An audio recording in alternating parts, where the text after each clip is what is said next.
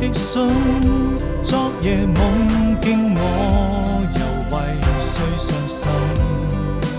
有一個人在等待見面，陪你到這裏聆聽。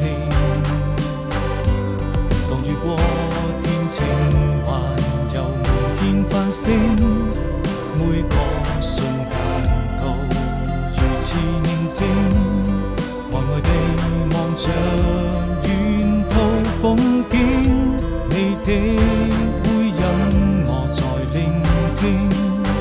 我閉上了眼睛，早已分不清這一段愛情沒任何回應，保持距離，心卻敢靠近。